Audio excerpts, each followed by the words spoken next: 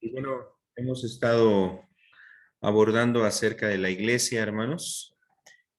Vamos a estar viendo una continuidad en este tema, el tema de la iglesia, y vamos a estar abordando acerca de la identidad de la iglesia.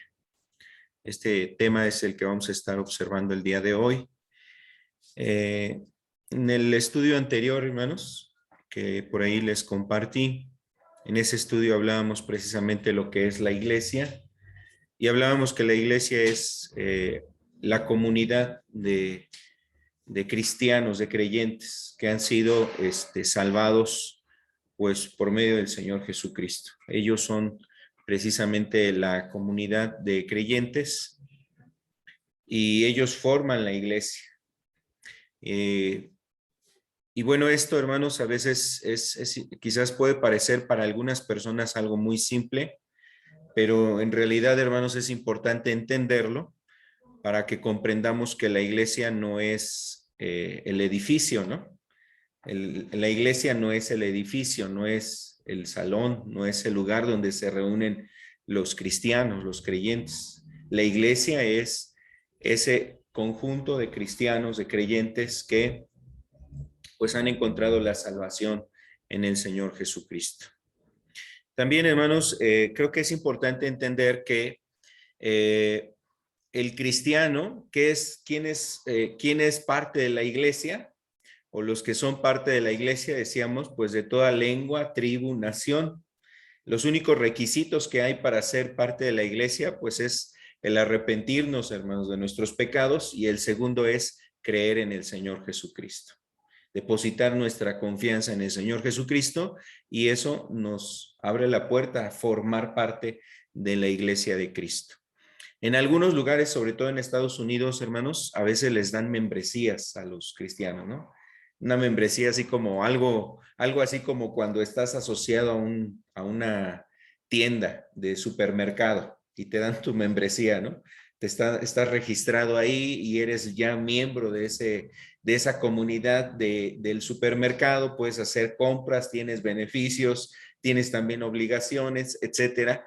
En Estados Unidos muchas veces es algo así la membresía en la iglesia, hermanos. Tienes derechos, tienes beneficios y a veces en muchos lugares también la iglesia se ha convertido como en una especie de club social. Por ejemplo, hace algunos años tuvimos la oportunidad de asistir a unas actividades que hacíamos en Estados Unidos, retiros que se hicieron con hermanos de allá que empezaban a buscar a Dios. Entonces, de aquí de México íbamos un grupo de hermanos, iba el hermano Sergio, otros predicadores, un servidor, mi esposa, pudimos llegar allá también a visitar, apoyar en esos eventos. Se organizaban retiros, hermanos. Entonces, pues la verdad es que esos lugares de allá, hermanos, en Estados Unidos, las iglesias, pues son realmente muy cómodas, su aire acondicionado, su salón de eventos, pues alfombrado, las butacas, las sillas, el sonido, todo era realmente pues muy sofisticado, algo muy quizás muy profesional. Y en donde se hacían los eventos de retiros, pues tienen, además del salón donde se llevan a cabo las predicaciones, pues había otros edificios más donde eran dormitorios y unos dormitorios eran para hombres y los otros dormitorios eran para mujeres en dos edificios diferentes. Entonces imagínense, en un dormitorio ahí cabían hasta cerca de 60 personas en un solo dormitorio para hombres y en el otro dormitorio otras 60 personas para mujeres. Y así eran los eventos allá, hermanos. Y les platico esto porque les quiero dar el contexto de cómo es realmente esto de la membresía allá, ¿no? Ser parte de la iglesia, pues era ser parte a estar disfrutando de una reunión en lugares así, retiros, eventos. Nosotros rentábamos un lugar así o se rentaba un lugar así para poder llevar a cabo los retiros que se organizaban de aquí en México para los hermanos de allá.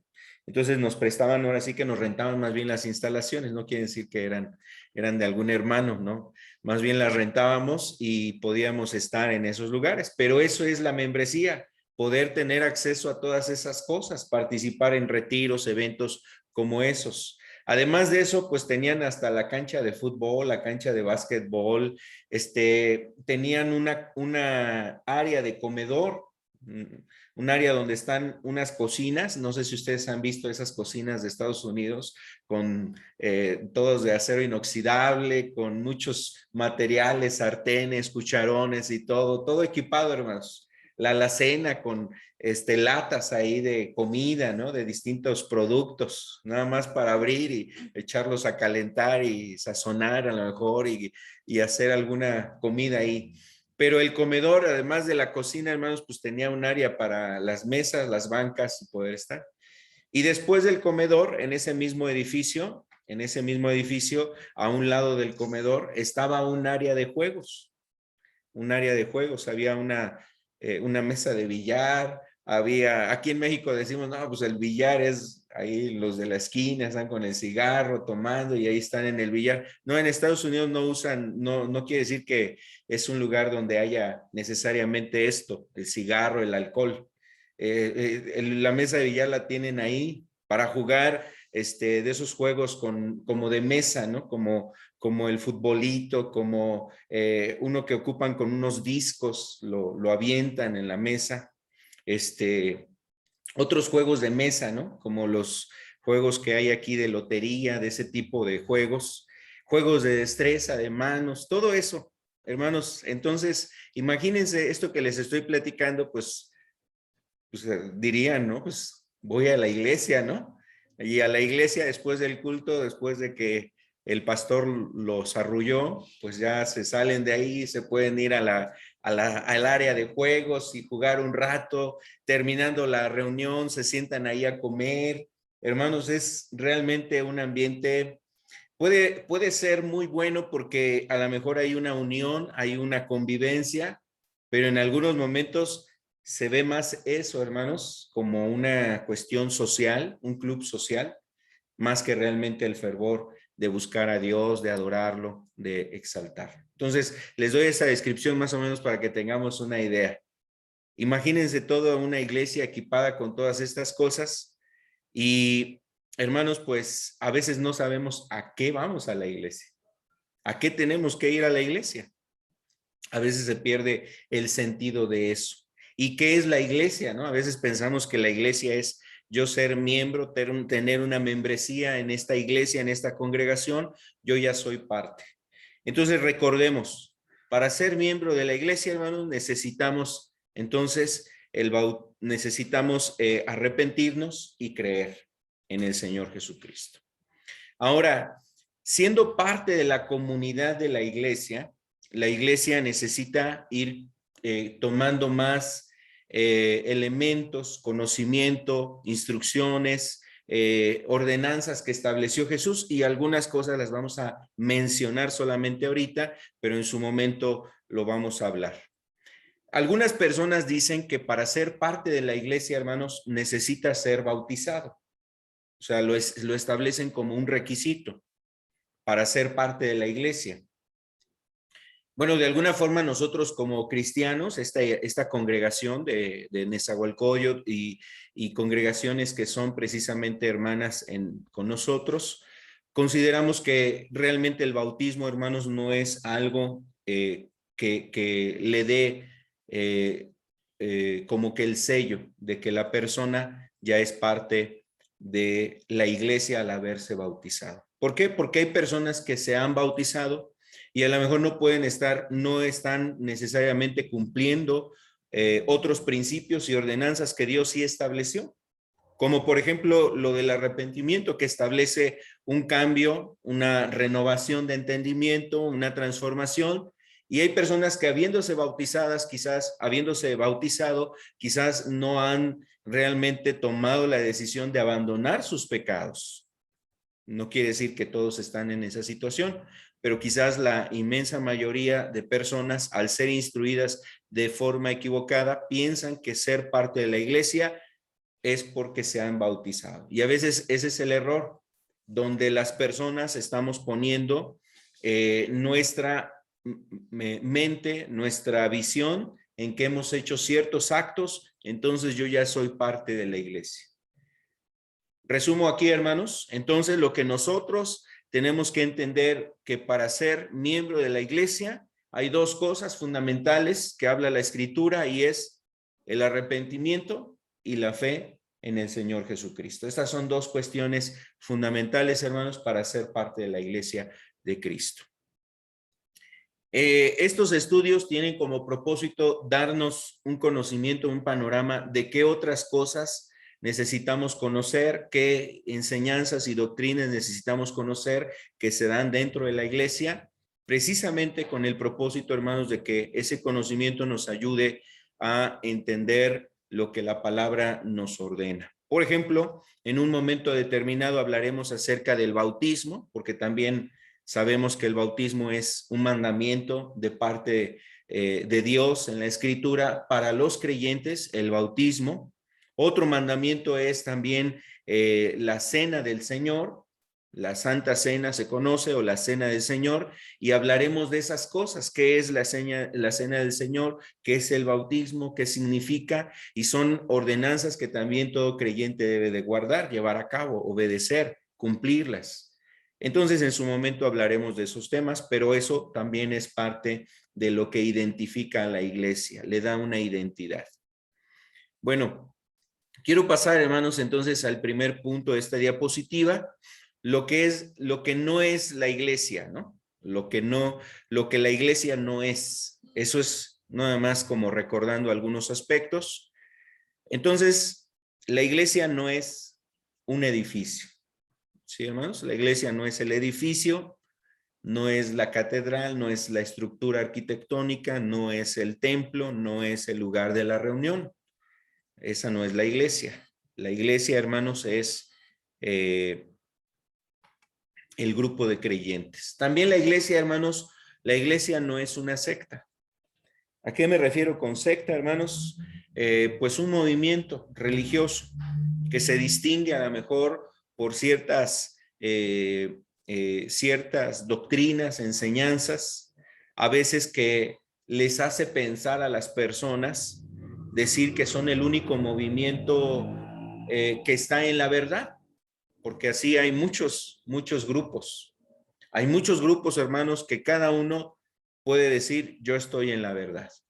Y lo que nosotros estamos enseñando aquí en esta iglesia es la verdad. Y si tú no estás en este movimiento, tú no te vas a salvar. Por ejemplo, así enseñan los mormones, así enseñan los testigos de Jehová. O sea, son enseñanzas en donde la gente, le dicen a la gente que si ellos no son parte de esa iglesia, no van a ser de los que se salvarán en el final de los tiempos. Entonces, la iglesia no es una secta, hermanos. La iglesia no es un grupo de personas que digan, nosotros tenemos la verdad y si tú no estás con nosotros, entonces tú no te vas a salvar. Eso es lo que distingue a una secta, que se sienten solamente únicos, ¿no? Se sienten exclusivos, que no hay otros como ellos, que nadie tiene el conocimiento y las verdades que ellos tienen. Eso es una secta, hermanos. Entonces, no es una secta la iglesia, hermanos. Vamos al siguiente punto también, lo que no es la iglesia. La iglesia no es una denominación. Esto lo decimos porque mencionábamos que a veces hay distintas iglesias, templos, que les han puesto congregaciones o templos a los que se les ha puesto una denominación. Por ejemplo, hay denominaciones como la denominación Iglesia Bautista. La Iglesia Bautista es una denominación y hay hasta variantes, ¿no? La Iglesia Bautista Reformada, la Iglesia Bautista del Norte, etcétera. Muchas variantes puede haber de la misma Iglesia Bautista. Entonces, ese es ejemplo de una denominación y la iglesia, entonces, no es una denominación, hermanos. Imagínense que la iglesia de Cristo fuese una denominación. Entonces, todos tendríamos, o todas las iglesias que consideramos que estamos haciendo la voluntad de Dios, deberíamos de tener el mismo nombre. ¿Sí? A eso me refiero. La denominación es el nombre que distingue a un movimiento o a una agrupación religiosa. Por eso decimos que la iglesia no es una denominación. Si no, todos tendríamos que tener el nombre. Algunas personas llegan a sentir que si lo primero que a veces te pregunta alguien que sabe que tú estás buscando a Dios, te dice, ¿y de qué denominación eres? ¿De qué grupo cristiano eres tú? Sienten que si no eres de su denominación, entonces no estás en la verdad. Y es algo que está relacionado con lo sectario que decíamos hace un momento. La salvación, hermanos, y la iglesia de Cristo no está delimitada por esos aspectos que el hombre a veces delimita. Lo que ya decía de la secta. Si tú no estás en nuestro movimiento, tú no vas a ser de los que se salvan. Si tú no perteneces a nuestra denominación, tú no vas a ser de los que se salvan. Eso es denominacional, sectarismo. Y eso, hermanos, pues realmente es como encerrar la verdad a lo que ellos consideran que es la verdad. Entonces, eso no es la iglesia, hermanos. Si hubiese una denominación que poseyese la verdad, entonces como que todos tendríamos que tener esa denominación. Hay algunas agrupaciones que dicen, es que el nombre correcto para la iglesia es la Iglesia de Jesucristo. Este debe ser el nombre de la iglesia. Nada de que iglesia de Betel, nada que iglesia de Ebenezer. No, eso no. O sea, el nombre de la iglesia es la iglesia de Jesucristo. A veces hasta en eso hacen distinción las personas para decir, ah, es que tú eres de la iglesia bautista, tú eres de la iglesia calvinista, tú eres de los presbiterianos, tú eres de los pentecostales, tú eres de la iglesia mormona. Esos movimientos no están en la verdad. Y entonces se distinguen por movimientos. Hermanos, entonces aquí comentamos, la iglesia no es una denominación. La iglesia es el grupo de creyentes que están caminando en la verdad de Dios. Y bueno, decíamos también, o decimos, hermanos, la iglesia no es un club social. Por lo que describí hace un rato, hermanos, poniendo el ejemplo de una iglesia así, quizás una iglesia en el que puede haber muchas instalaciones o muchas organizaciones. A veces hay organización de retiros, eventos, a veces hay encuentros, posencuentros, el post del posencuentro, y se organizan distintas actividades para que a las personas estén relacionándose ahí y estén llenándose a lo mejor de un conocimiento, y solamente están en un ambiente donde hay alabanza, donde hay muchas cosas, hay conocimiento, hay instrucción, están ahí en las reuniones, pero la iglesia nada más está reunida para estar en ese ambiente, un ambiente social, alegre, quizás hasta agradable, el comer, saludarse, ver, saber que están aprendiendo cosas, y hasta ahí queda eso. Relacionarse con otras personas. Inclusive hay personas que llegan a la iglesia pues por el hecho de que van a hacer negocios. No se diga, hermanos, hay quienes llegan a la iglesia para buscar esposo o esposa, o llegan a buscar a lo mejor un hombre con el que trabajen, puedan trabajar, alguien quien supla esa necesidad. Algunos ven la iglesia, hermanos, como aparece ahí en la pantalla, como una agencia de asistencia pública. O se diría de otra manera, como una beneficencia social. Algunas personas ven la iglesia y piensan, ¿por qué no vas a ese lugar? Ahí te van a ayudar, ¿no? Es una persona que está pidiendo trabajo, no tiene casa, no sé, está quedándose en la calle, está a lo mejor sin algún trabajo, etcétera. Y algunas personas dicen, ve ahí a ese lugar, ahí te van a ayudar. Ven la iglesia como un lugar de beneficencia. No digo que no extendamos la mano al necesitado, hermanos, que no ayudemos al que lo requiere. No me refiero a que no se debe de hacer eso. Más bien me refiero a que el enfoque sea diferente. El enfoque de la iglesia es distinto a su identidad y a su propósito. Entonces, la iglesia no es esto. ¿Qué es la iglesia? Vamos a recordar solamente algo que decíamos en la enseñanza anterior. ¿Qué es la iglesia? La iglesia es el conjunto de todos los salvos. Todas las personas que fueron salvadas. Recuerda, esto implica el arrepentimiento y la fe en el Señor Jesucristo. Esa iglesia fue establecida en Jerusalén el día de Pentecostés, según lo que nos dice el libro de Hechos en el capítulo 2. Sí, hermanos, esto lo hablábamos la sesión anterior o en el estudio anterior. Esta iglesia, hermanos, o la iglesia se estableció y se confirmó ese día. Para ese momento de Pentecostés, ustedes recordarán, hermanos, el Señor Jesucristo ya había dado su vida en la cruz. La muerte de Jesús en la cruz era la forma de dar o de pagar nuestros pecados. Él pagó por nuestros pecados, como dice Pedro, el justo por los injustos. Entonces, primera instancia, la muerte de Jesús era el pago por nuestros pecados. Segundo punto, Jesús al tercer día resucita entre los muertos. Esto hace una confirmación de que Jesús era el Hijo de Dios y que además había venido con un propósito de salvarnos, pagando por nuestros pecados, pero también dándonos la esperanza de la resurrección y la vida eterna, de levantarnos de la muerte, vencer la muerte y poder estar en la vida eterna. Eso lo hizo Jesús, entonces Él resucitó al tercer día. Pero Jesús mismo prometió antes de partir, hermanos, que vendría el Espíritu Santo. Y el Espíritu Santo dice la Escritura que es las arras del Espíritu. Es el sello del Espíritu. Nos selló con el Espíritu Santo. Eso lo habla ahí en Romanos capítulo 8, que fuimos adoptados y además nos puso un sello.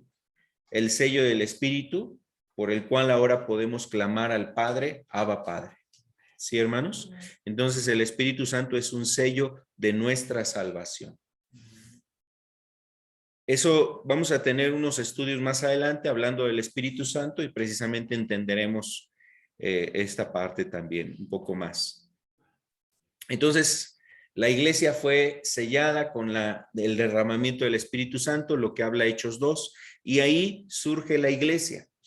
¿Sí, hermanos? Ahí surgió la iglesia, en lo que nos habla el libro de Hechos capítulo 2.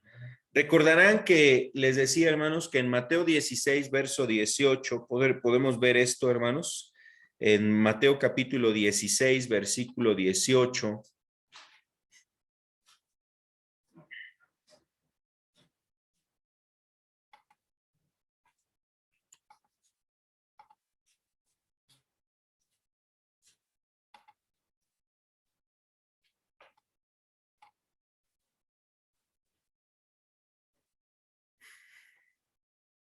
Mateo capítulo 16.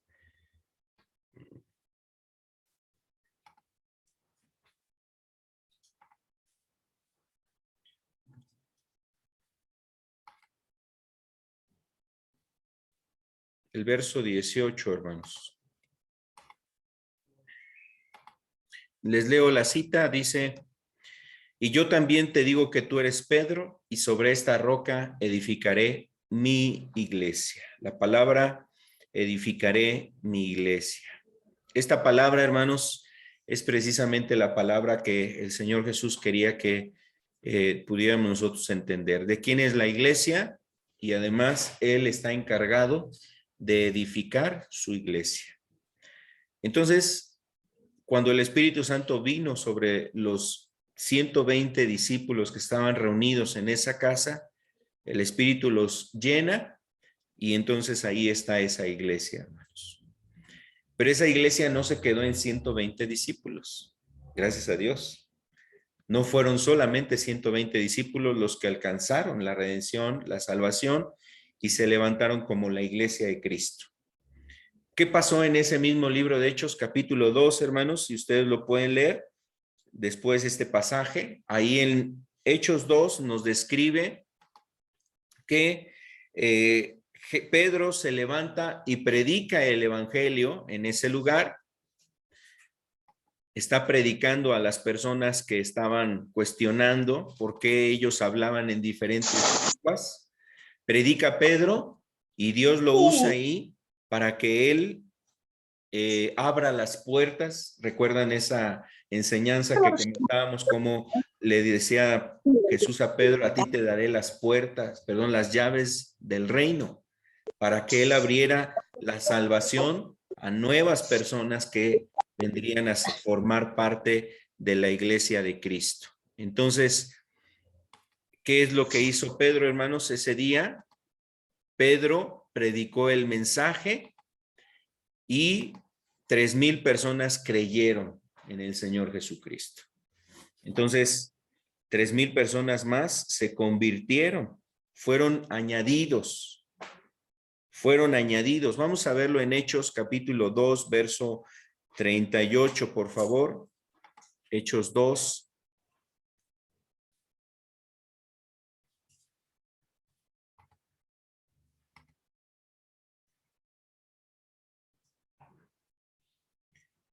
El verso 38 nos dice, entonces Pedro les dijo: arrepentíos y bautícese cada uno de vosotros en el nombre de Jesucristo para perdón de los pecados, y recibiréis el don del Espíritu Santo. Ahora veamos lo que dice el verso 41 de ese mismo texto. Hechos 2, verso 41. Así que los que recibieron su palabra fueron bautizados y se añadieron, dice. Y se añadieron aquel día como 3,000 personas. ¿A dónde se añadieron esas personas? Se añadieron a ser parte de la iglesia de Jesucristo. 120 primero, que estaban reunidos en Pentecostés, orando en un aposento alto. El Espíritu Santo es derramado en ellos, por cuanto ya se habían arrepentido, habían creído en Jesús. Viene el Espíritu Santo y ahora son llenos esos 120. Pero predica Pedro, y en esa predicación 3,000 personas también creyeron, además se bautizaron. Y el Espíritu Santo vino sobre ellos, y dice aquí, se añadieron aquel día como 3,000 personas. Entonces la iglesia de 120, hermanos, ahora después ya no eran 120, ahora eran 3,120 personas en ese día. Y bueno, de ahí fue yendo a más, ¿no? Vamos a ver lo que dice aquí el verso 47, hermanos. Hechos 2, verso 47. Dice que, vamos a ver desde el verso 46, por favor. Hechos 2, 46 dice: y perseverando unánimes cada día en el templo y partiendo el pan en las casas, comían juntos con alegría y sencillez de corazón, y alababan a Dios y tenían favor con todo el pueblo. ¿Y qué dice esta parte? Y el Señor añadía cada día a la iglesia los que habían de ser salvos.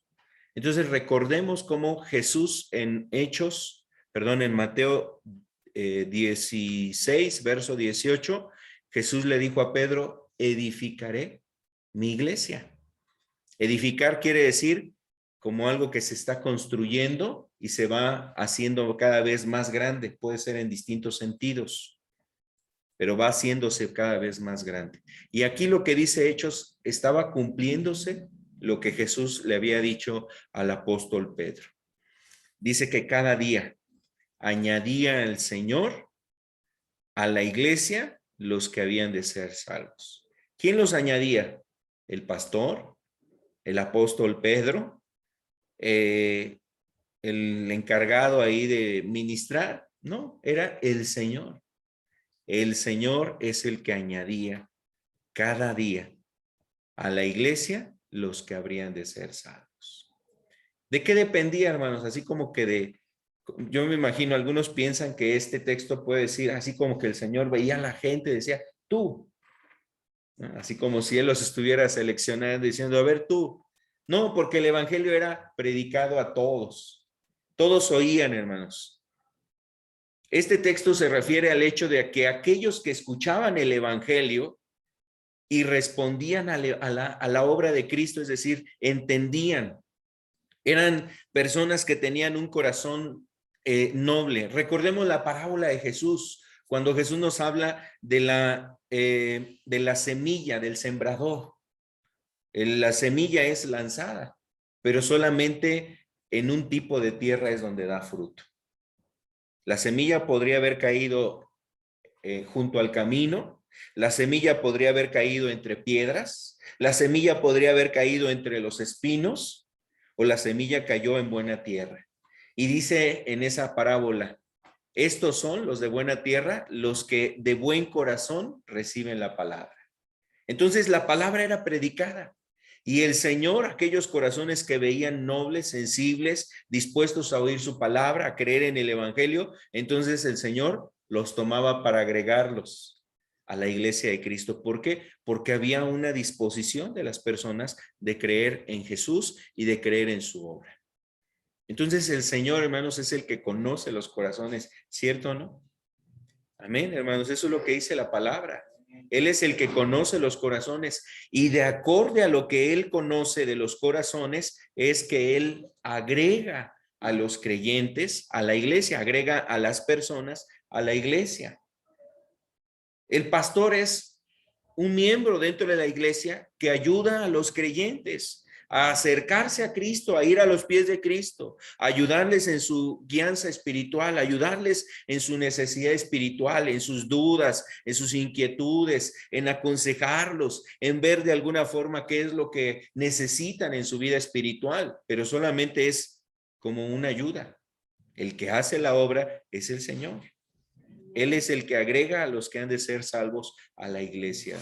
Eso es importante entenderlo, hermanos, porque a veces algunas personas dicen, pero es que el pastor me dijo que yo ya soy salvo. Bueno, recordemos, el pastor es solamente un apoyo y una ayuda. El que conoce los corazones es el Señor. Así es que, hermanos, lo más importante es que el Señor sea el que nos dé el visto bueno, ¿no? Sea el que nos diga que tú eres su hijo, o sea, que somos sus hijos, que somos parte de su cuerpo, y no te conformes con el hecho de que una persona te lo diga. No te conformes con eso.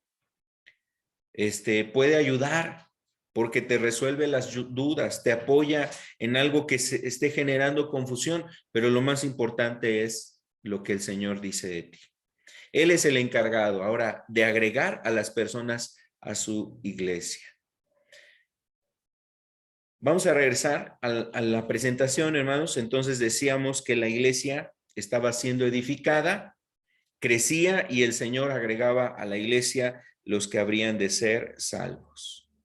Entonces, en el Nuevo Testamento, hermanos, ya tenemos una iglesia a partir del libro de Hechos en el capítulo 2, o lo que nos describe Hechos 2. A partir de ahí hubo una iglesia. Esa iglesia no tiene denominación. Esa iglesia no tiene un distintivo denominacional.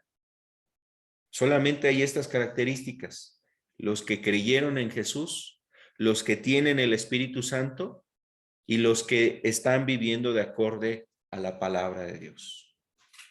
Entonces, las denominaciones, pues ya es un asunto posterior, hermanos. Cada quien decidió qué denominación ponerle a su iglesia, ¿no? A su congregación. Las denominaciones nos hacen más espirituales, no necesariamente. Las denominaciones son satánicas, pues no, tampoco, no necesariamente.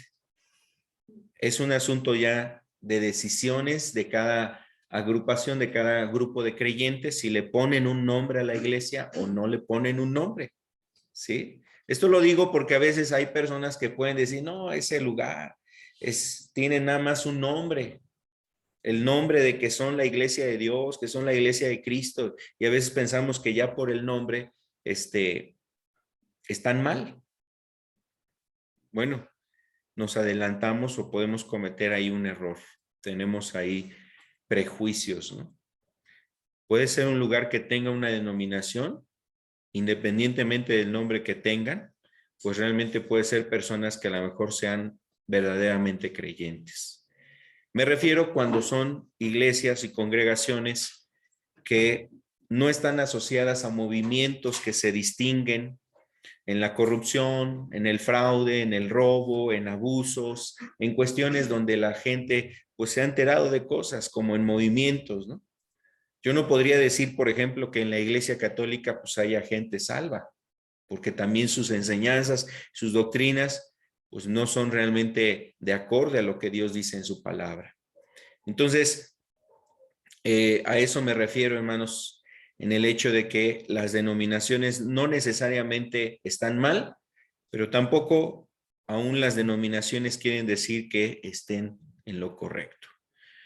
Bueno, vamos al siguiente punto.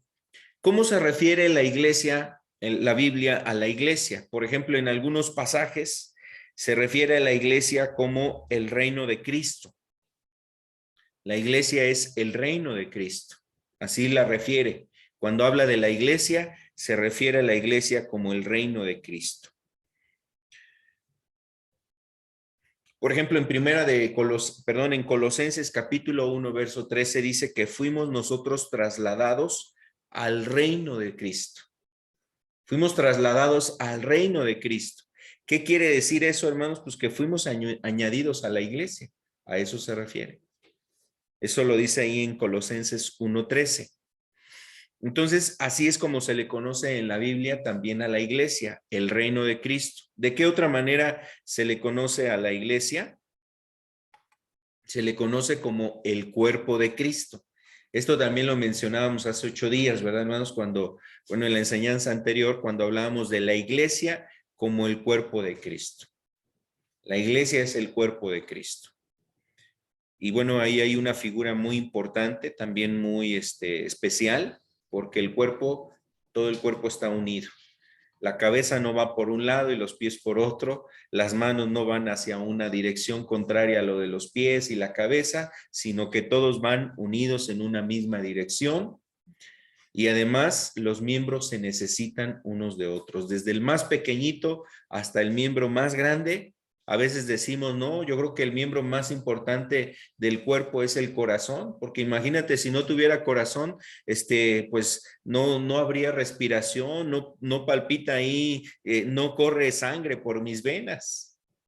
Pero hermanos, desde lo más pequeñito hasta lo más complejo, todo es necesario y útil en el cuerpo de Cristo. Todos nosotros somos, hermanos, todos nosotros somos necesarios en el cuerpo de Cristo. Es decir, somos parte de ese cuerpo, tenemos una función y como dice también la parábola que usa Pablo en esto hablando del cuerpo, si un miembro se duele, juntamente con él, todo el cuerpo se duele.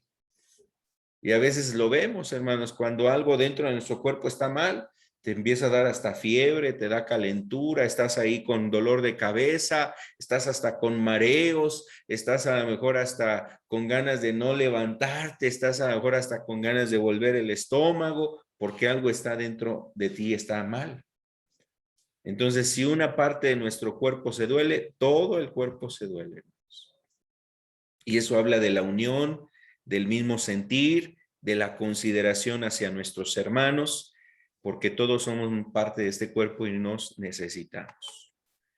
¿Qué más? También la iglesia es referida como el rebaño de Cristo, el rebaño de Cristo. Respecto al cuerpo de Cristo, hace 8 días hablábamos algunos textos, ¿no, hermanos? Está ahí Efesios en el capítulo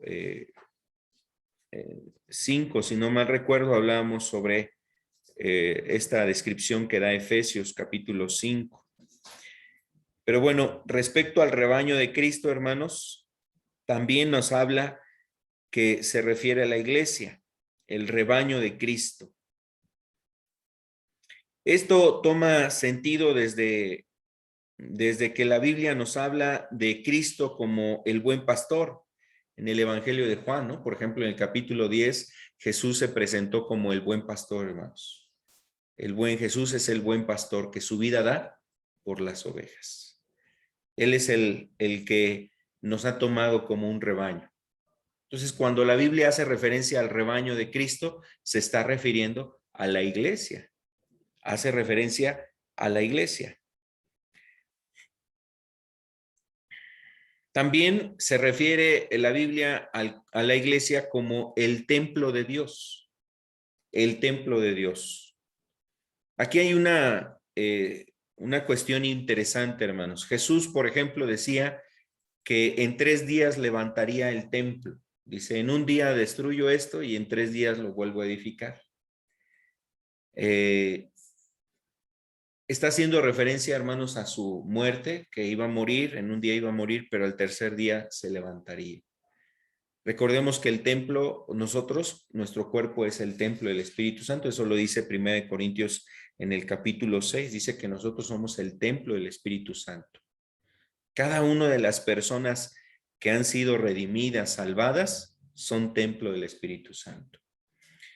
Y bueno, el templo, si ustedes lo vemos ya en un sentido así arquitectónico, un templo está conformado de diferentes bloques, ¿no? Cada bloque, cada tabique o cada piedra con la que se edifica el templo, lo hacen en su conjunto el templo. Entonces, esa idea también es así. El templo es un conjunto, hermanos, de creyentes. De forma personal somos el templo, pero también en el conjunto somos el templo del Espíritu Santo, somos el templo de Dios. Esto lo habla, por ejemplo, 1 Corintios 3:16, dice que somos el templo de Dios. Vamos a ver este texto, 1 Corintios en el capítulo 3, verso 16. 1 Corintios capítulo 3, versículo 16.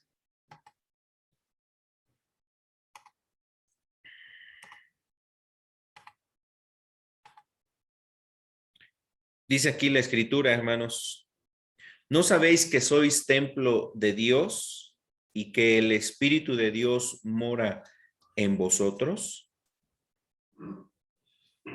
Entonces nosotros somos templo de Dios y el Espíritu de Dios mora en nosotros. ¿Sí? Así es como se conoce también la iglesia. El templo de Dios es la iglesia. Entonces, los conceptos de que voy al templo, voy a la casa de Dios, son conceptos basados en lo que se ha enseñado y creído quizás por diferentes personas.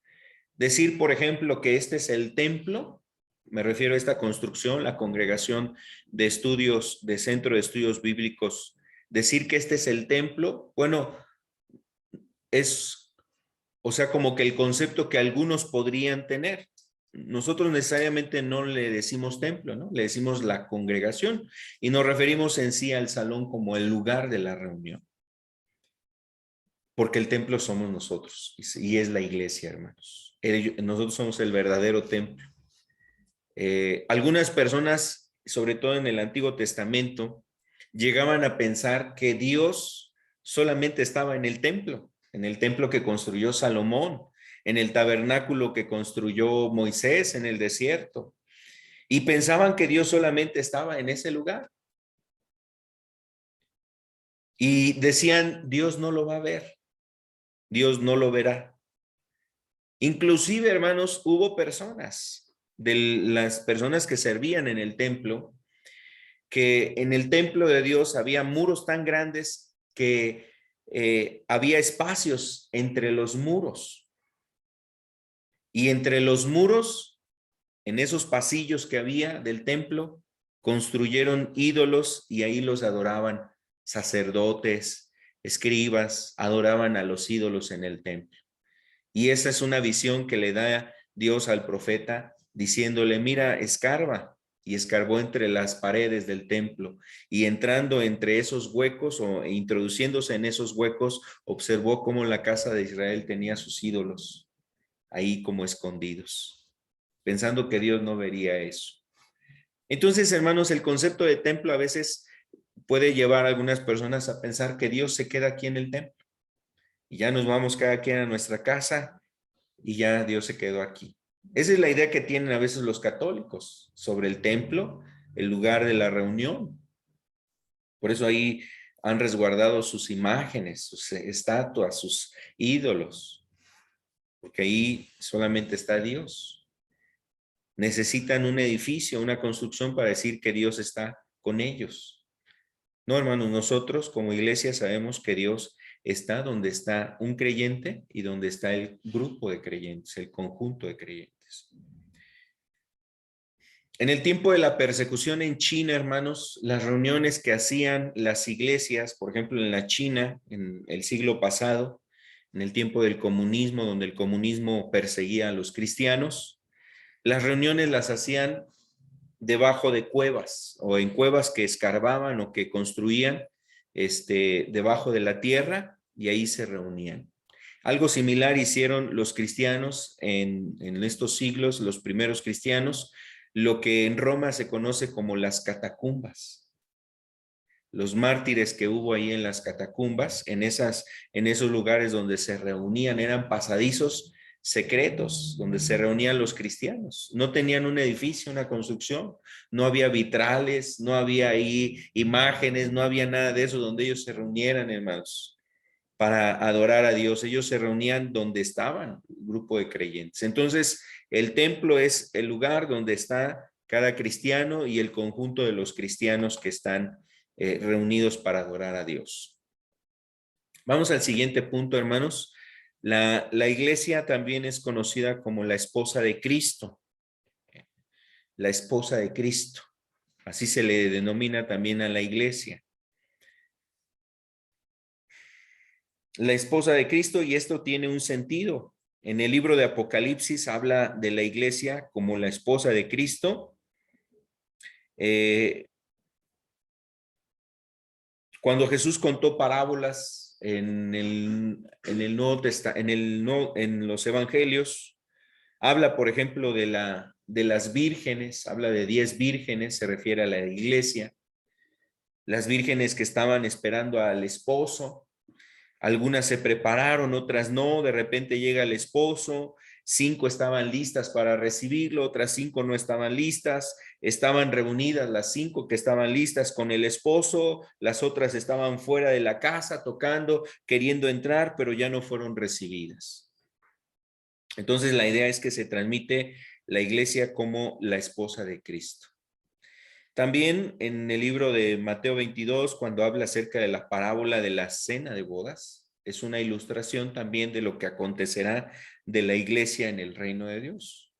La iglesia se unirá a Cristo para toda la eternidad. Habrá una fiesta, ¿no? Como una celebración que será precisamente el anuncio que de ahí para adelante eternamente estará ahora su iglesia con Cristo. La esposa estará con él para toda la eternidad. Y qué hermoso será eso, hermanos. Así como los esposos cuando se casan con la idea de siempre estar juntos. Y hermanos, pues nosotros tenemos al esposo que es Cristo. Tenemos que prepararnos y unirnos a Él para toda la eternidad. Entonces, esa figura es usada también respecto a la iglesia como la esposa de Cristo. Eso lo habla ahí en Apocalipsis 19. En 2 de Corintios también hace referencia a la iglesia como la esposa de Cristo. Y bueno, hermanos, de esta manera es como se conoce precisamente a la iglesia. Se conoce a la iglesia como de estas formas: el reino de Cristo, el cuerpo de Cristo, el rebaño de Cristo, el templo de Dios, la esposa de Cristo. Son algunos conceptos con los cuales se conoce. Ahora, en la Biblia a veces encontramos el concepto de iglesias. Iglesias. Por ejemplo, si vamos aquí al libro de Apocalipsis, hermanos, esto lo quiero mencionar solamente para hacer alguna aclaración. Apocalipsis en el capítulo, vamos a ver el capítulo 2, por favor, de Apocalipsis.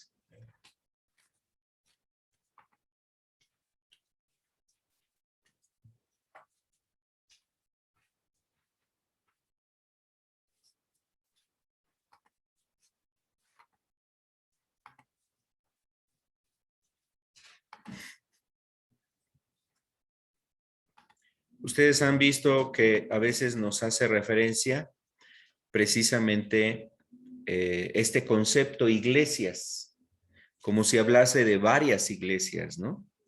Lo que quiero es referir precisamente como una aclaración por qué dice así la escritura. En los mensajes que vemos aquí, por ejemplo, aquí en Apocalipsis 2:1 dice, escribe al ángel de la iglesia en Éfeso, el que tiene las 7 estrellas en su diestra, el que anda en medio de los 7 candeleros de oro, dice esto. Y bueno, viene el mensaje a la iglesia, ¿no? Vamos a ver lo que dice el verso 7. El que tiene oídos, oiga lo que dice, lo que el Espíritu dice a las iglesias, ¿no? Entonces, este concepto de iglesias lo podemos encontrar cuando Pablo también habla sobre las iglesias en Macedonia, por ejemplo, dice, ¿no? La iglesia en Macedonia, la iglesia en Acaya, y se refiere a las iglesias que están en determinada zona. ¿Por qué en estos conceptos o en estos pasajes usa en plural el concepto de iglesias? Si solamente hay una iglesia, podríamos pensar. O eso es la realidad, o sea, hay una sola iglesia. ¿Por qué a veces usa en plural? Cuando está el concepto de plural, se refiere, hermanos, a las iglesias locales, es decir, las que están en una determinada comunidad, localidad, país, ciudad, etcétera. Por ejemplo, como lo veíamos al inicio, dice, escribe a la iglesia, al ángel de la iglesia en Éfeso. La iglesia en Éfeso. Después viene un mensaje a la iglesia que está en Esmirna, ¿no? Ahí en el verso 8 dice, la iglesia en Esmirna, y así en Pérgamo, la iglesia en Pérgamo. Está hablando de la iglesia local de esa ciudad que se conocía o que se llamaba Pérgamo. Pérgamo era la ciudad y ahí había un grupo de creyentes que eran parte de la iglesia de Cristo. Pero la iglesia de Cristo es una, hermanos, no son muchas. Entonces, hay un concepto para hablar de la iglesia. La iglesia se le conoce como la iglesia universal. ¿Qué quiere decir que es universal? La iglesia es universal, que está en todo el mundo, la iglesia. La iglesia de Cristo está en todo el mundo, pero a la vez hay iglesias locales.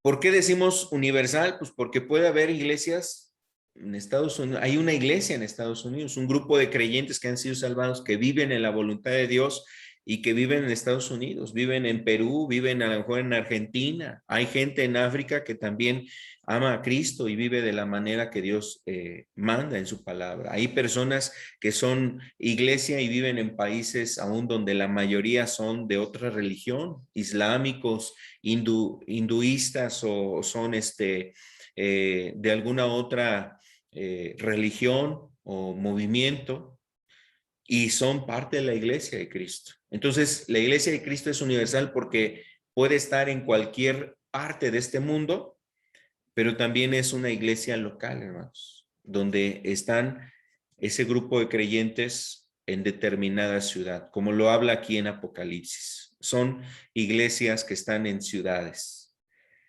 La iglesia en Pérgamo, en Esmirna, en la Odisea, etcétera, eran iglesias que estaban en esas comunidades. Por eso es el concepto de iglesias, ¿sí? Bueno, y lo referimos por este propósito, hermanos. Es que no es que sean, no es que haya diferentes iglesias. ¿Basadas en qué? En la doctrina. No quiere decir que la iglesia de Pérgamo y la de Éfeso tenían diferentes doctrinas, diferentes movimientos, diferentes maneras de llevar a cabo a lo mejor la adoración y servir a Dios y hacer las cosas a su manera. O sea, no, no es si nos acatamos a lo que dice la escritura, entonces no es la iglesia de Dios, aunque tenga muchas cosas que parecieran que sí. Bueno, quería hacer este comentario para dejar en claro también ese concepto, hermanos, que a veces hay en un sentido plural el concepto de iglesias que vemos aquí en la escritura. Vamos a regresar a la presentación, hermanos, y avanzamos al siguiente punto. El gobierno en la iglesia. El gobierno, cuando hablamos del gobierno, es como la autoridad, como la forma en que está organizada para llevar una administración, un control, un cuidado dentro de la iglesia. Y decíamos, hermanos, que ¿quién es la cabeza de la iglesia? Es Cristo. Eso lo decíamos en la enseñanza anterior. Cristo es la cabeza de la iglesia. ¿Habrá un hombre que esté por encima de la iglesia, hermanos? No. Es que el Señor me reveló que ahora tenemos que llevar el culto de esta manera. Hermanos, no, eso es lo que lleva muchas veces a que se formen sectas y movimientos que distorsionan. Estaba yo observando, por ejemplo, hermanos, que hay en algunos lugares, por ejemplo, el pastor predica, pero para dar la unción, le da un beso a las personas, ¿no? Dar la unción. Pues bueno, yo creo que nada más besa a las mujeres, no besa a los hombres. Entonces, imagínense, o sea, cada quien lleva una forma, porque a veces ven al pastor con la autoridad por encima de Cristo y lo reciben como que, pues como él tiene la unción, como él es la autoridad aquí, entonces es correcto lo que él nos está enseñando. Y terminan estableciendo cosas que no habla la Biblia, que la Biblia no enseña, porque le han dado una autoridad por encima de Cristo a esos ministros, a esos pastores, a esos hombres, ¿no? Y bueno, eso es lo que lleva, hermanos, pues a lo que hay en este tiempo que genera destrucción dentro de las iglesias. ¿Cuántos movimientos están en decadencia espiritual? En decadencia espiritual, hermanos, porque han puesto a sus líderes por encima de Cristo. Los escándalos que hay en las iglesias católicas, ¿no, hermanos? Porque le dan la autoridad, una autoridad por encima de Cristo a los sacerdotes, al papa, a los obispos, etcétera, hermanos. ¿Y cuántas cosas se dan? Por ejemplo, aquel hombre que ustedes seguramente han escuchado de él, este hombre que fundó se me fue ahorita el nombre de la persona y el movimiento. Ahorita me acuerdo de él. Un hombre que precisamente llevó a cabo muchos abusos sobre niños, escuelas. No, en la Iglesia Católica, además de ese, Maciel, no me acuerdo ahorita el nombre, pero es Maciel, Marcelo, ahorita me acuerdo. Y bueno, hubo muchos abusos, inclusive hubo demandas hasta en Estados Unidos, en distintos lugares, de lo que hizo esta agrupación de la Iglesia Católica, y el Papa le dio visto bueno a esa labor que hacía este hombre.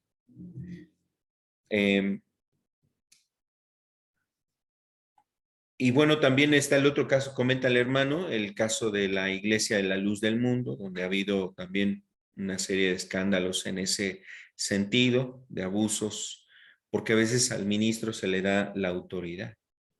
En esa iglesia se decía, hermanos, que es la iglesia que tiene apóstoles.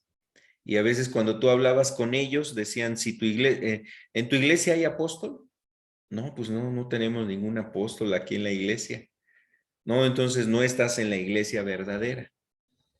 Porque sus apóstoles, hermanos, pues eran como que los líderes y las cabezas en ese movimiento, pero le dieron el lugar por encima de Cristo, porque después ya le estaban cantando himnos a este hombre. Le cantaban himnos ahí a este varón que se llama Nazón Joaquín. Le cantaban himnos. Y esto, amados hermanos, pues generaba muchos males ahí. El hermano Jorge ya me recordó el nombre, Marcial Maciel, Legionarios de Cristo era el movimiento. Gracias, hermano Jorge, gracias por recordarme, hermanos. Marcial Maciel se llamaba el fundador de ese movimiento Legionarios de Cristo. Era una organización católica que brindaba, tenía muchas labores, desde la educación hasta asistencia a necesitados, orfanatos, internados, cuestiones así, preparaban a niños, les daban asistencia educativa, todo eso, pero hubo muchas violaciones y abusos en esos lugares, hermanos. Muy tremendo. Gracias, hermano.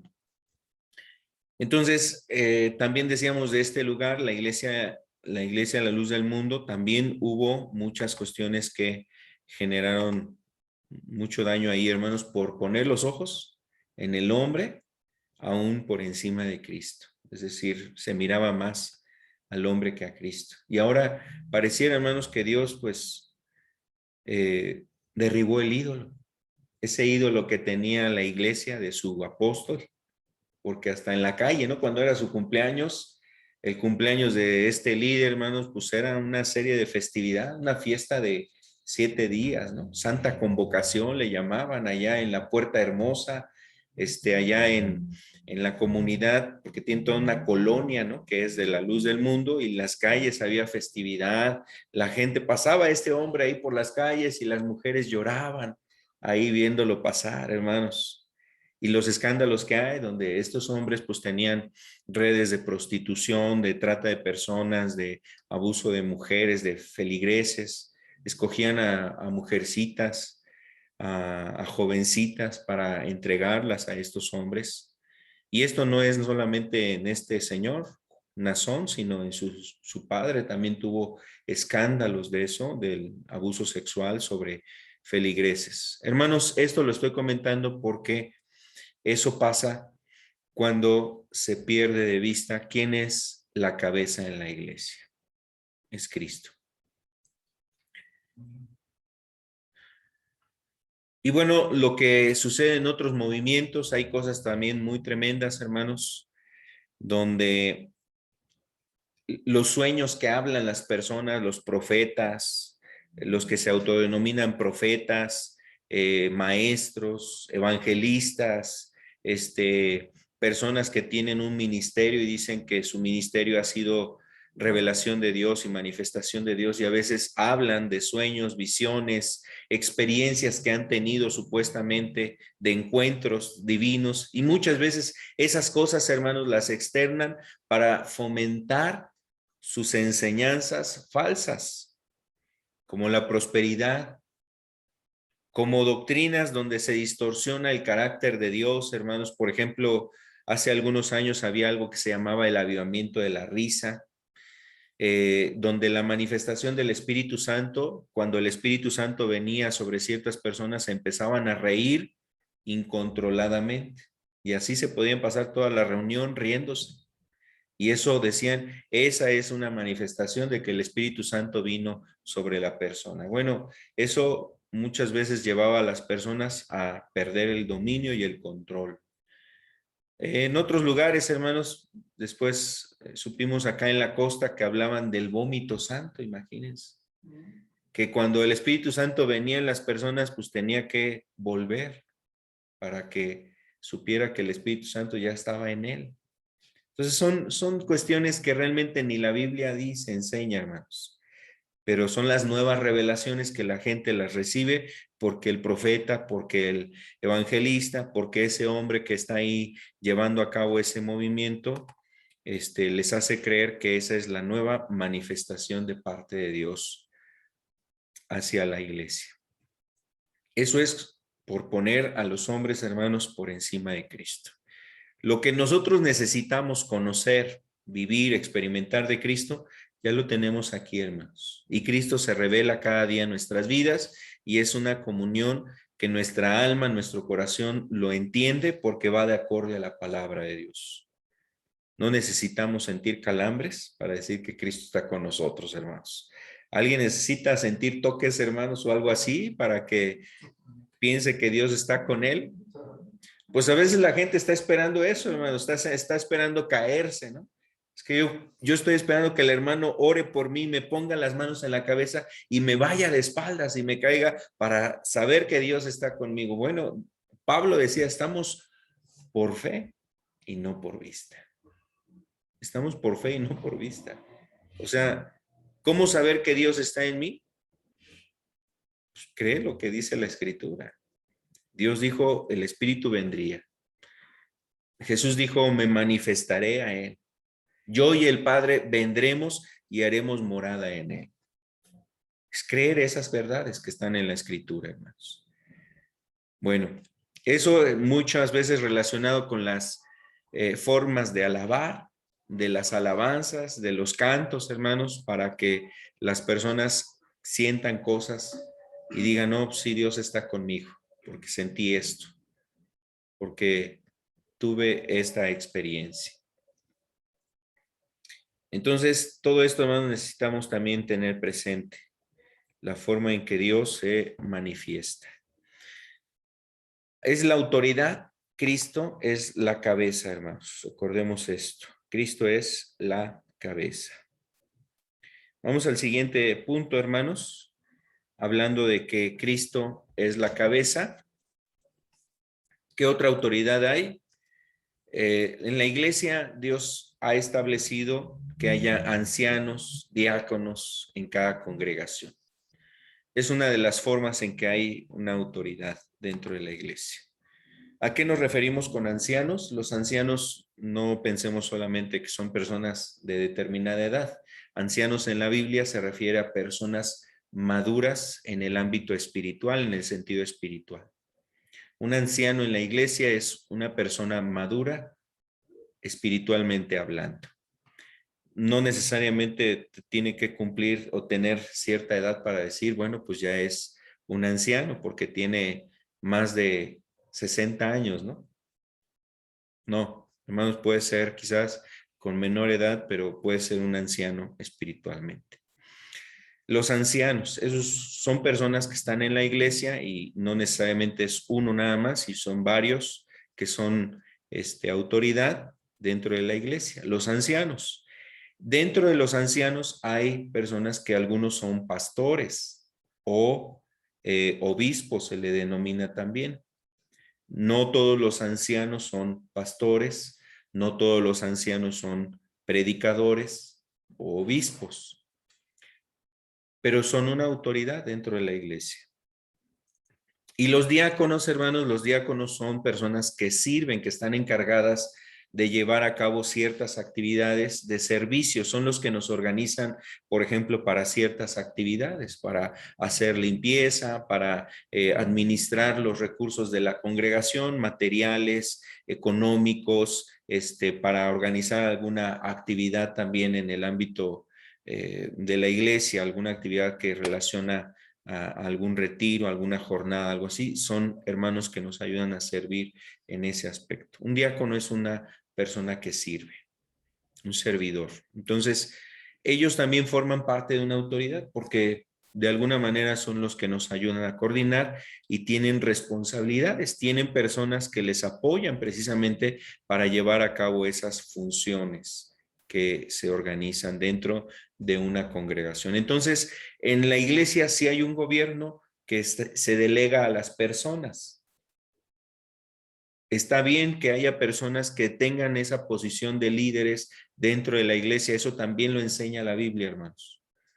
No decimos que los pastores no deben de existir y que no debe haber líderes dentro de la iglesia.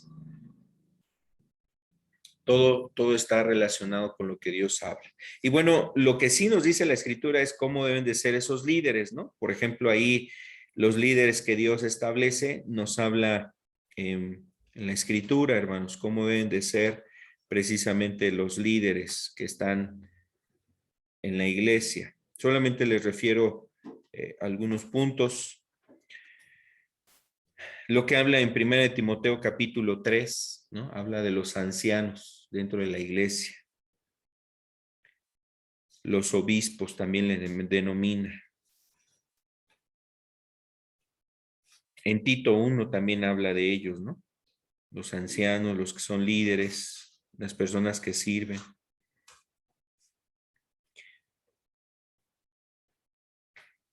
Y vamos al otro punto también. Ahora sí, ya de forma más específica, los pastores, ¿no? Que establece o que nos habla la Escritura.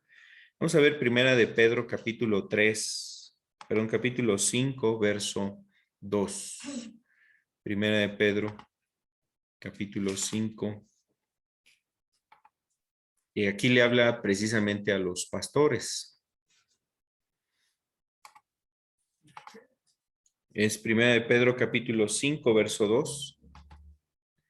Dice, apacentad la grey de Dios que está entre vosotros. La grey se refiere al rebaño, a la grey de Dios, o sea, el pueblo de Dios, que está entre vosotros, cuidando de ella, no por fuerza, sino voluntariamente, no por ganancia deshonesta, sino con ánimo pronto. Verso 3 dice, no como teniendo señorío sobre los que están a vuestro cuidado, sino siendo ejemplo de la grey. Entonces, está hablando aquí a los pastores, a los ministros. Otra forma en que se conoce a los pastores en la Biblia, en el Nuevo Testamento, son los obispos, hermanos. El obispo era el pastor, pero no todos los ancianos eran pastores, recuerden eso. Los ancianos eran personas de autoridad, de respeto, de testimonio, personas que eran ejemplo a otros hermanos y que tenían una madurez espiritual, podían aconsejar, podían orientar a cristianos, creyentes en las necesidades que tuvieran, pero no todos los ancianos daban el sermón, a eso me refiero, que no todos eran predicadores, no todos estaban hablando el evangelio en una reunión, sino que a lo mejor lo podían hacer como la labor más personal, aconsejando, eh, orientando, resolviendo dudas, apoyando en alguna necesidad. Entonces, los obispos son los que más transmitían las enseñanzas, predicaban a las personas, ¿sí? Y a la iglesia, a la congregación. Entonces aquí les está hablando precisamente de manera general, puede ser tanto un anciano como los pastores. Y bueno, ellos, hermanos, los pastores, los ancianos son una autoridad dentro de la iglesia. Eso es sí importante tenerlo. Por eso hay ciertas ordenanzas de obedecer a los pastores, de velar por ellos, también de que no se les menosprecie a los pastores. Tienen una función, una autoridad. Es algo así como en la familia, hermanos. En la familia debe de haber un padre. Cuando no está el padre, entonces la madre debe de tomar la autoridad. Si no toma la autoridad, entonces pues no hay autoridad ahí. Cada quien va a hacer lo que quiere. Entonces, hermanos, debe de haber una autoridad. Una persona que tenga una posición de autoridad, dando ejemplo, sirviendo, amando, aconsejando, instruyendo, velando, etcétera. Esa es la función de los ministros. Y bueno, esto está en la iglesia, hermanos, es parte de la iglesia. Esa es la forma en que Dios le ha dado esa identidad a la iglesia. Están los pastores entonces.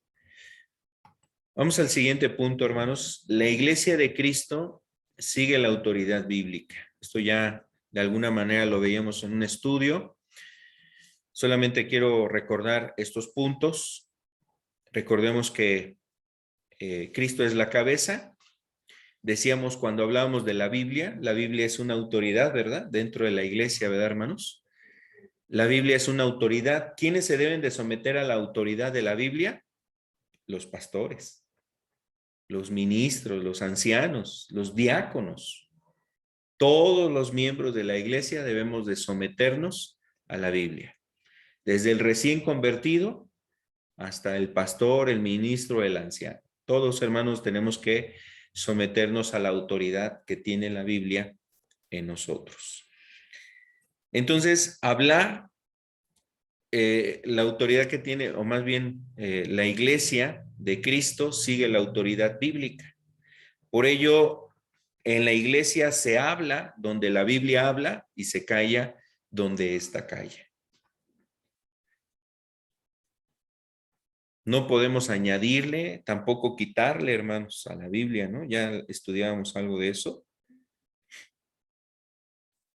Entonces, no debemos de agregarle ni quitarle, no poner interpretaciones que sean incorrectas, hermanos, y que nos lleven a herejías, ¿no? De ahí sale el concepto de herejía, que es una herejía cuando se está enseñando algo contrario a la Biblia. La Biblia, entonces la herejía es cuando alguien enseña algo que es contrario a lo que Dios nos dice en su palabra. Como esas cosas que les decía hace un rato, ¿no? El vómito santo. Hay un pastor, hermanos, que es sumamente absurdo. Decía que tenía que rasurar el vello púbico a las mujeres para poderles dar una unción. Y eso lo hacía en la reunión. Imagínense esas cosas. El que la gente estuviera ahí riéndose en plena reunión, desenfrenadamente, algunos imitaban sonidos de animales, a un león, algún hipopótamo, algo por el estilo, imagínense. Eso era más bien un circo. Entonces, por hacer caso a esas doctrinas, esas son herejías. La prosperidad, pues es una herejía, hermanos, es una interpretación errada de la Biblia, de textos de la Biblia. Y recuerdan una frase que les decía yo cuando hablábamos acerca de la Biblia, decíamos que la Biblia, a veces hay personas que ocupan un texto sacado de contexto. Y les decía esa frase, un texto sacado de contexto es un buen pretexto. Entonces, la Biblia es una autoridad y nosotros debemos de hablar y callar donde así lo haga la Biblia. Siguiente punto, hermanos. Debemos retener y conservar el patrón bíblico de todas las cosas. Retener y mantener ese concepto bíblico. Vamos a ver nuevamente un texto. Veíamos hace un rato en Hechos capítulo 2, hermanos, un texto ahí. Nos hace muy bien tener presente, casi al final de este texto, estábamos de este pasaje, capítulo.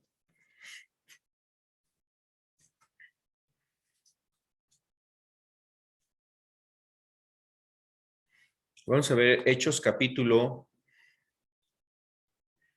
2, verso 42. Decíamos que se añadieron a la iglesia, ¿verdad? Dice en el verso 41, así que los que recibieron la palabra fueron bautizados y se añadieron a aquel día como 3,000 personas. Y dice el verso 42, y perseveraban en la doctrina de los apóstoles, perseveraban en la doctrina de los apóstoles.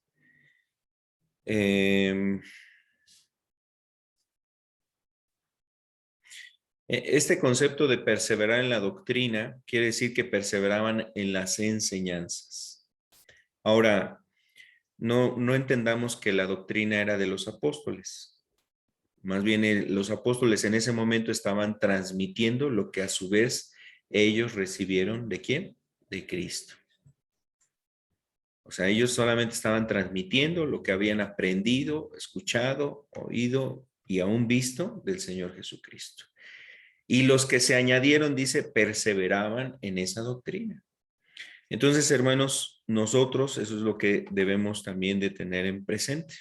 Debemos retener o conservar ese patrón que establece la Biblia, la doctrina que habla la palabra de Dios. Conservar el patrón bíblico en todas las cosas. Lo que se refiere a Dios, lo que se refiere a la iglesia, lo que se refiere a cómo debe ser la vida de un creyente, lo que se refiere a la santidad, lo que se refiere al día del juicio, lo que se refiere, hermanos, a la vida eterna, lo que se refiere a la resurrección, esos conceptos, esas cosas que habla la Biblia sobre la resurrección, el infierno, el cielo, la cena del Señor, el bautismo, todas esas cosas son las que debemos de retener.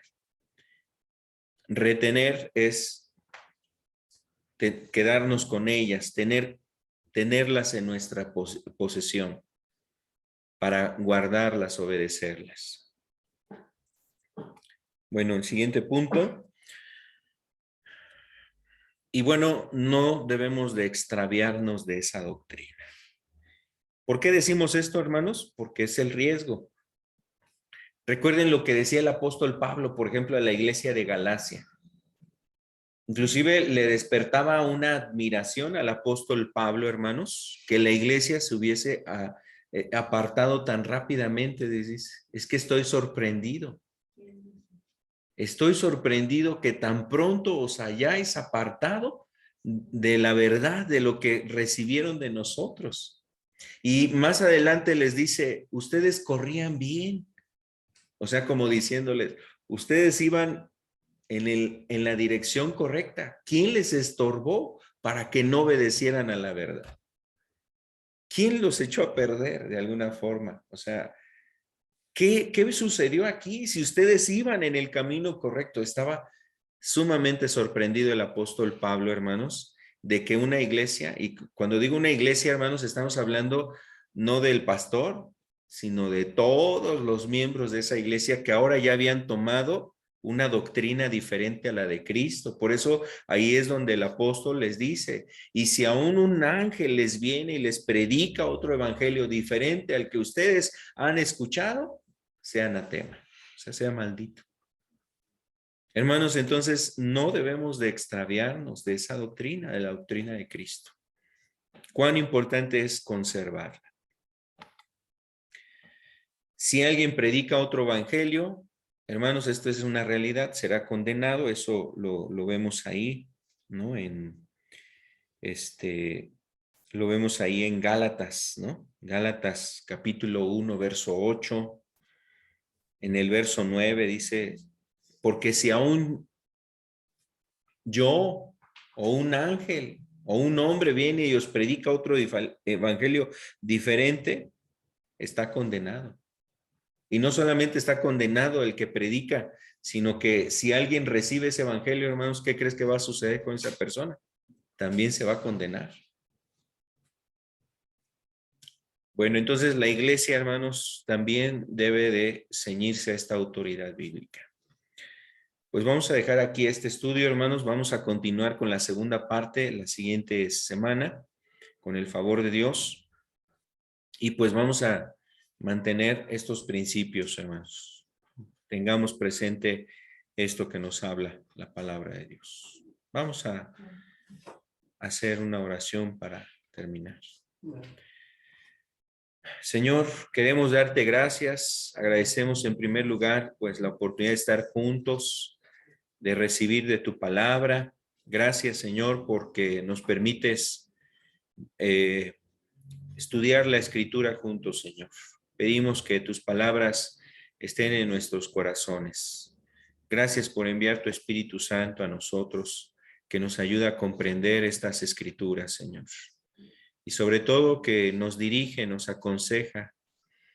Tú eres el que nos das testimonio cuando somos recibidos como hijos. Santo Espíritu, muchas gracias por tu presencia, por tu compañía, por tu ayuda en nosotros.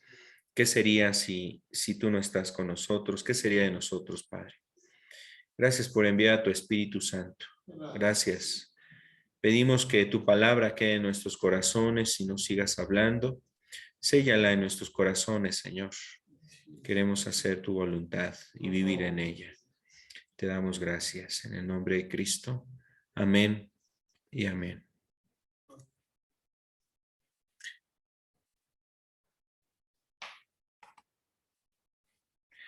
Pues vamos a concluir aquí, hermanos.